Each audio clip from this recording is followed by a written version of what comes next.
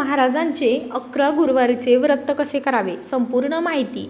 श्री स्वामी समर्थ मैत्रिणींनो, आज आपण स्वामी भक्तांसाठी अतिशय महत्त्वाचा विषय घेऊन येणार आहोत. अनेक भक्तांच्या मनात एकच प्रश्न असतो की स्वामी समर्थ महाराजांचे 11 गुरुवार व्रत कसे करावे, व्रत करताना कोणते नियम पाळावेत, उपवासामध्ये काय खावे, काय खाऊ नये, कोणती सेवा करावी, नैवेद्य कोणता दाखवावा आणि व्रताचं उद्यापन कसं करावं. आज आपण याबद्दल सविस्तर माहिती जाणून घेणार आहोत.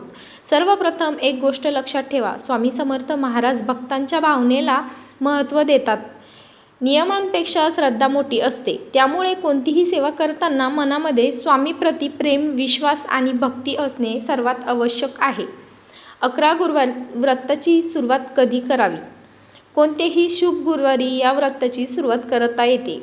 सकाळी लवकर उठणे, स्नान करून स्वच्छ कपडे परिधान करावे, घरातील देवघर स्वच्छ करावे, स्वामी समर्थ महाराजांचा फोटो किंवा मूर्ती स्वच्छ पुसून सजवावी, फुलं, हार, अगरबत्ती आणि दिवा लावा. यानंतर स्वामी महाराजांचं नामस्मरण करून संकल्प करावा.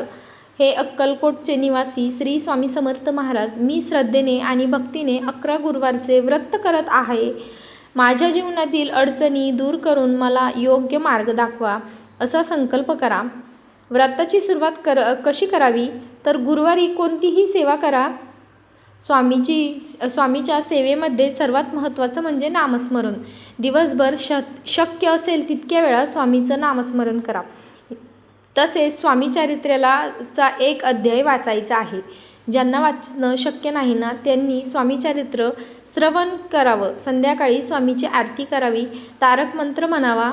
निशंक होई, निर्भय होई रे मना, प्रचंड स्वामी बळ पाठी शिरे. हा तारक मंत्र भक्तांना मानसिक शक्ती देत असतो असं मानलं जातं. उपवासामध्ये काय खावं? तर अनेक भक्तांना हा प्रश्न पडतो, उपवासामध्ये फळ खाऊ शकतो का? केळी, सफरचंद, पपई, डाळिंब, चिकू, द्राक्ष हे पदार्थ खाऊ शकतो का? दूध घेऊ शकतो का? ताक घेऊ शकतो का? दही घेऊ शकतो का? शेंगदाण्याची खिचडी खाऊ शकतो का? साबुदाण्याची खिचडी खाऊ शकतो का? साबुदाणा वडा खाऊ शकतो का?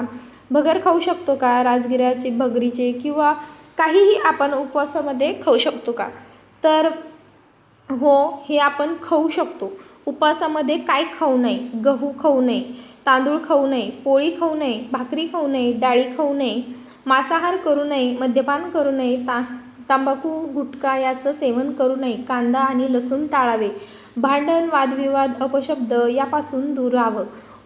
उपवास पूर्ण दिवस करता येत नसेल तर काही भक्तांना आरोग्याची समस्या असते, तर काही जणांना नोकरी करतात, काही महिला अशक्त असतात.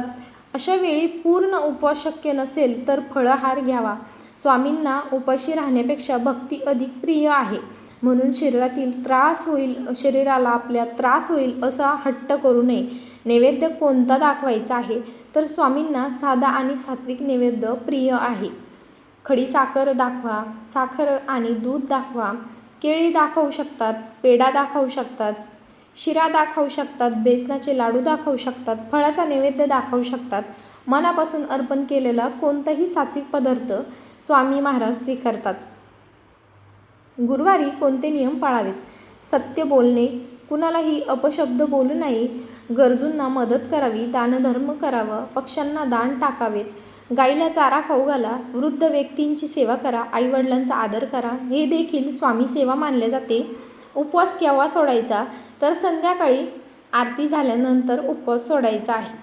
अनेक भक्त सूर्यास्तानंतर नैवेद्य दाखवून उपवास सोडतात. प्रथम स्वामींना नैवेद्य दाखवायचा, आरती करायची, प्रार्थना करायची, त्यानंतरच प्रसाद ग्रहण करायचा आणि उपवास सोडायचा. 11 गुरुवार पूर्ण झाल्यानंतर काय करावे? तर 11 गुरुवार पूर्ण झाल्यानंतर स्वामी महाराजांचा आभार मानावेत, स्वामी चारित्र्याचं वाचन करावं, तारक मंत्र म्हणावं, शक्य असल्यास गरीब व्यक्तींना अन्नदान करावं, मंदिरात जाऊन नारळ, फळ किंवा दक्षिणा अर्पण करावी. हीच व्रताची सुंदर सांगता मानल्या जाते.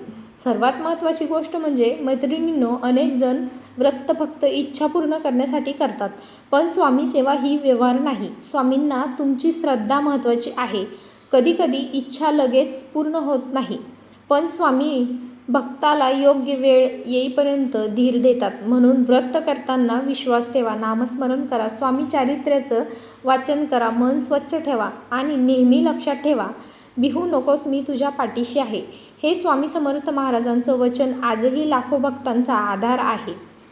श्री स्वामी समर्थ. अक्कलकोट स्वामी समर्थ महाराज की जय.